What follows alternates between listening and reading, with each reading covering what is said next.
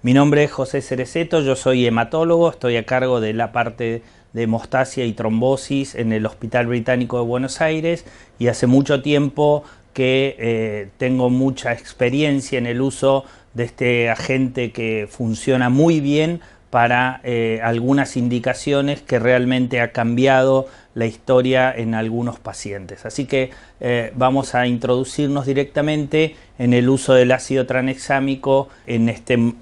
territorio de la hematología y de la hemoterapia. El sistema fibrinolítico es el que se encarga de destruir los coágulos, los trombos, de destruir la malla de fibrina que forman los trombos en la sangre y de hecho el ácido tranexámico es un muy eficiente agente para detener este efecto fibrinolítico de la plasmina. Todos conocen que el sistema fibrinolítico está formado por una proenzima que se llama plasminógeno, termina transformándose en la enzima activa que es la plasmina, que es la que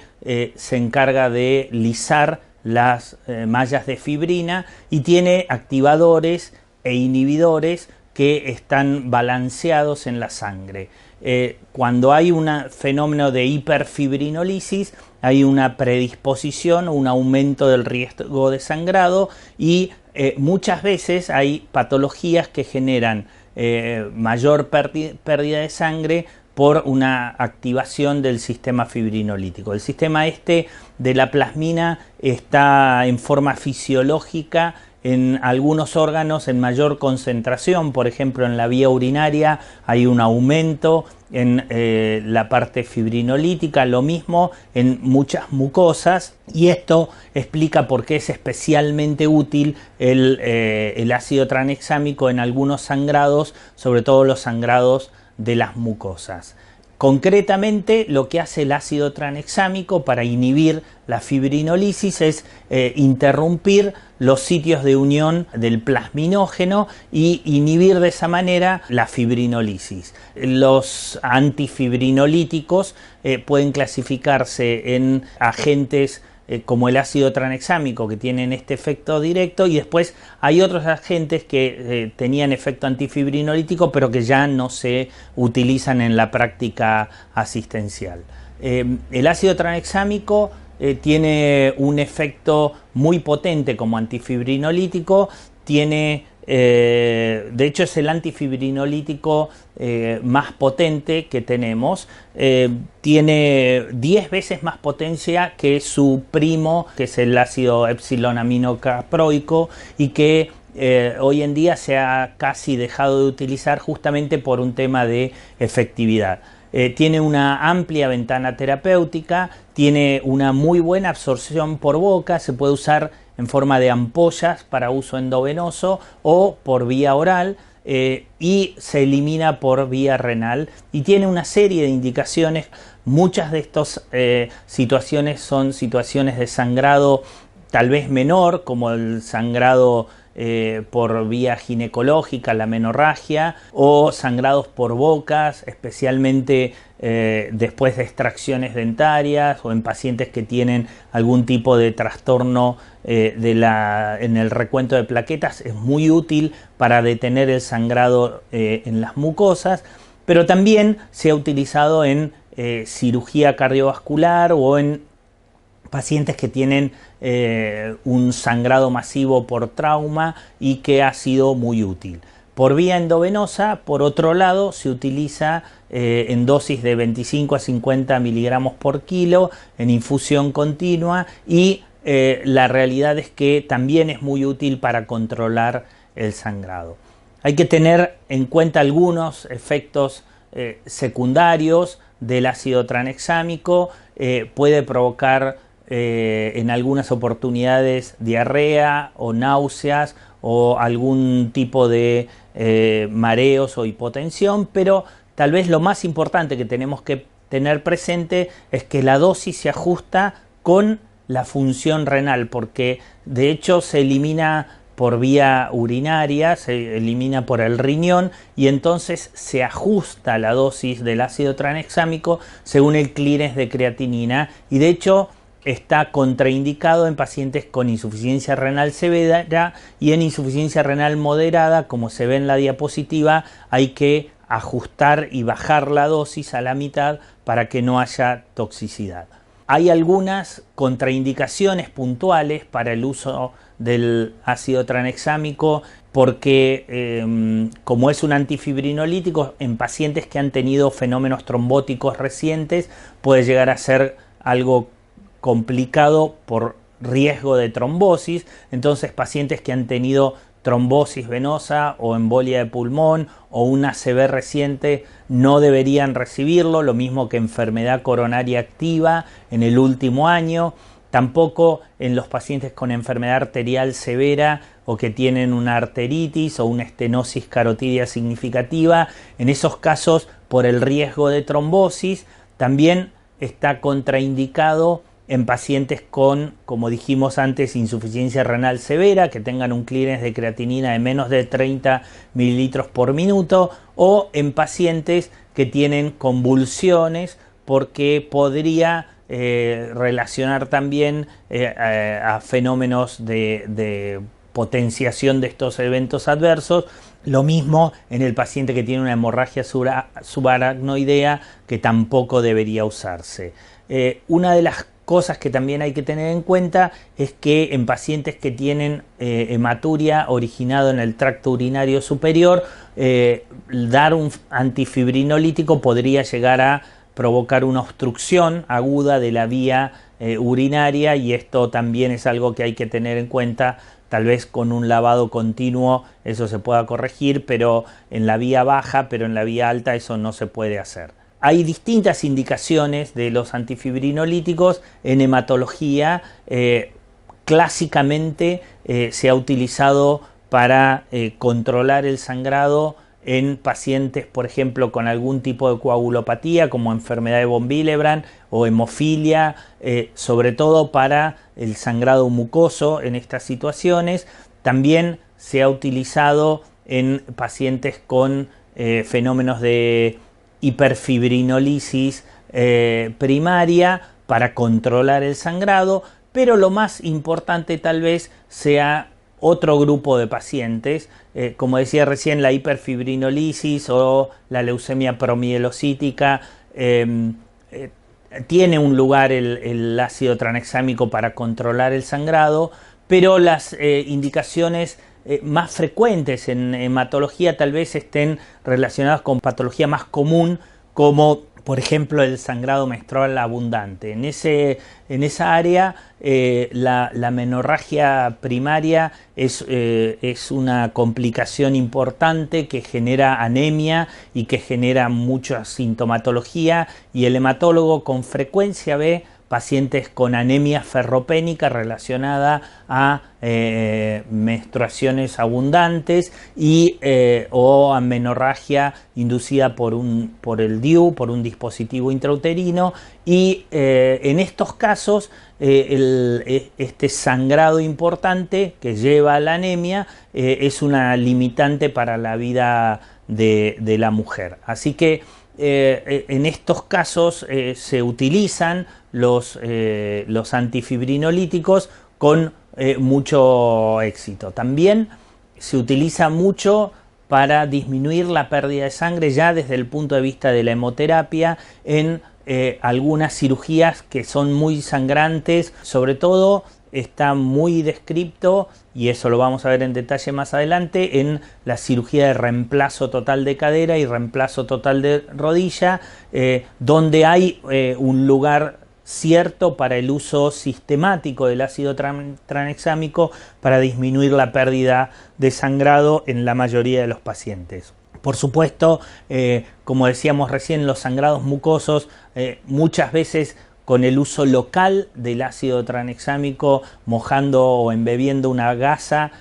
ayuda a controlar un sangrado que puntualmente ocurre en la boca o después de una extracción dentaria. Y después en hematología hay alguna otra patología, el edema angioneurótico hereditario, por ejemplo, tiene indicación de ácido tranexámico, pero esto no es algo que veamos en forma frecuente. En cuanto al tema del sangrado menstrual abundante, es una de las causas más frecuentes de ausentismo laboral. Es una población muy grande que tiene esta patología. Al menos se supone que las mujeres van a tener un episodio de sangrado menstrual abundante en su vida fértil, y generalmente es una causa de consulta al ginecólogo y al hematólogo, y es una causa de fatiga crónica por ferropenia persistente. De hecho, al hematólogo le llega por la anemia,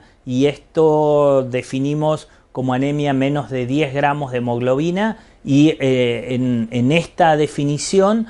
cualquier mujer joven que tenga una anemia ferropénica asociada a menstruaciones abundantes, si bien tiene que hacer la consulta con el ginecólogo para descartar otras patologías, deberíamos nosotros empezar rápidamente un tratamiento para el control de ese sangrado, y no solo suplementar con hierro al paciente, sino ayudar a controlar ese sangrado importante que le lleva a una ferropenia. Tal vez una de las cosas que el hematólogo tenga que plantearse es si el paciente que tiene una anemia ferropénica por sangrado menstrual abundante tiene algún tipo de coagulopatía. Hay patología de la hemostasia apenas en un 20% de los casos. La mayoría de las veces no tiene que ver con patología de la hemostasia, pero sí es muy importante el control de los síntomas y el control del sangrado. Las patologías de la hemostasia es el 20%, y la mayoría son pacientes con trastornos de la función plaquetaria o von Willebrand o alguna otra patología del funcionamiento plaquetario. Es mucho más infrecuente encontrar algún déficit de algún factor como del factor 11 o alguna patología de tipo de hemofilia. Al contrario, esto se diagnostica mucho antes, pero sí es frecuentemente una patología del funcionamiento plaquetario. El manejo práctico de la menorragia entonces debería centrarse en cuál es la preferencia del paciente. Si el paciente quiere preservar la fertilidad en ese momento, obviamente los agentes hemostáticos como el ácido tranexámico son la primera línea de pensamiento. Para el paciente que no quiera preservar la fertilidad, muchas veces se pueden intentar tratamientos con hormonales o incluso un dispositivo intrauterino con hormonas. Pero la realidad es que para las chicas jóvenes que tienen anemia ferropénica y que están en edad fértil, la idea es tratar de no utilizar este tipo de dispositivos, y sí o el tratamiento hormonal o el ácido tranexámico, o de hecho la combinación que hay veces que puede llegar a ser útil hasta que se controla la pérdida. Está claro que el mecanismo por el que es útil el ácido tranexámico es porque hay un exceso de fibrinolisis local por TPA, y la realidad es que los organismos internacionales, las guías de Cochrane, la FDA misma, recomienda el uso de tranexámico para esta situación, que es muy fácil de utilizar porque se utilizan en forma de comprimidos, 2 comprimidos cada 8 horas, los primeros 3 días del ciclo menstrual y nada más, y con eso se disminuye por lo menos un 50% la pérdida de sangre en el periodo, y esto muchas veces permite compensar o equilibrar el fenómeno de anemia relacionado con el sangrado menstrual. Ya apuntando hacia la gente de hemoterapia, en muchas circunstancias de tipos de cirugía están indicados el uso de ácido tranexámico. Es rutina en algún tipo de cirugía como el reemplazo de cadera y el reemplazo de rodilla para disminuir la cantidad de transfusiones. También en pacientes con trauma debería ser una rutina. Se utiliza mucho en el trasplante hepático, se utiliza mucho en la cirugía cardiovascular, y en ciertos lugares, como en países del tercer mundo, en algunas recomendaciones internacionales sugieren ponerlo como rutina mientras que el paciente no tenga contraindicaciones, porque ayuda mucho a preservar el banco de sangre. Hay una serie de estudios muy grande con casi 8.000 pacientes en donde en distintos tipos de cirugía se han utilizado y ha sido validado el ácido tranexámico para disminuir la pérdida de sangre, y en esto las recomendaciones internacionales son homogéneamente uniformes, y el protocolo para la mayoría de los casos es un protocolo que se ha utilizado en la Mayo Clinic en Rochester y también en el Hospital Cochin, que es de hecho se lo conoce muchas veces como el protocolo de Cochin, que es utilizar una dosis fija de ácido tranexámico, una dosis de 1 gramo endovenoso, o sea, 2 ampollas de 500 miligramos cuando se va antes de empezar la cirugía, y después otro gramo después cuando es el cierre quirúrgico, y con eso uno asegura una hemostasia mucho mejor, con una menor sangrado en el lecho quirúrgico, por supuesto con el cuidado de pasar el ácido tranexámico en forma lenta, porque si se da en bolo rápido puede producir hipotensión arterial y náuseas, así que hay que tener cuidado en la forma de administración. Hay otros protocolos, hay varios protocolos, son menos prácticos porque utilizan dosis en base al peso del paciente y en goteo endovenoso continuo. La realidad es que este esquema que se utiliza en Francia y en Estados Unidos parece ser el más práctico, y nosotros lo hemos adoptado en el Hospital Británico para este tipo de cirugía, sobre todo en el reemplazo de cadera y rodilla, y los traumatólogos y los anestesistas han notado una diferencia desde antes y después de que se utiliza este método para ahorrar sangre y para no tener sangrado en el lecho quirúrgico. También hay otras indicaciones ya mucho más puntuales en trasplante hepático, en cirugía cardíaca y por supuesto también en algún otro tipo de cirugía con alto riesgo de sangrado, pero donde está más normatizado es en estos equipos, en estos grupos de pacientes, y es donde más publicaciones hay. Por otro lado, y esto también es importante, el ácido tranexámico ha sido una de las pocas medidas que ha disminuido la mortalidad en el paciente que tiene un trauma severo. Esto es, el sangrado es la segunda causa de muerte después del propio trauma, y sobre todo trauma cerebral, en el paciente internado con un politraumatismo grave. Y un estudio que se publicó ya en el 2011, que se llama CRASH 2, disminuyó un 10% la mortalidad utilizando 1 gramo de ácido tranexámico al ingreso y otro a las 8 horas contra placebo. Y este estudio demostró que fue realmente eficaz y ha cambiado el paradigma del manejo del paciente con trauma. También en el paciente con una cirugía compleja como cirugía de trasplante o cirugía de cardíaca, el ácido tranexámico es muy útil como antifibrinolítico, y en este contexto muchas veces se usan equipos como un tromboelastómetro que permite monitorear en forma activa el sangrado en sangre entera en el propio quirófano y ajustar las transfusiones según lo que uno tenga en la curva de hemostasia que se obtiene en el tromboelastómetro. Y lo cierto es que las opciones tirando la corrida del tromboelastómetro nos permiten o bloquear efecto de heparina si hubiera exceso de heparina, o transfundir plaquetas, o dar ácido tranexámico si está con hiperfibrinolisis, o transfundir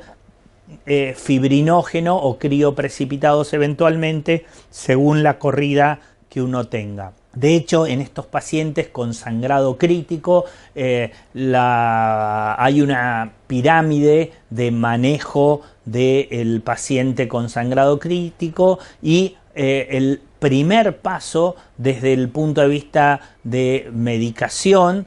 antes que aportarle fibrinógeno o concentrado de factores protrombínicos o plasma o plaquetas o factor 7 recombinante, es corregir si hay hiperfibrinolisis, y esto tal vez sea uno de los primeros escalones que tenemos que chequear en estos pacientes con sangrado crítico que tienen un sangrado masivo. Así que, como vemos, hay un amplio espectro de uso de estos agentes, ya sea para prevención de sangrado o para controlar un sangrado crítico, para disminuir la pérdida menstrual en un paciente ambulatorio,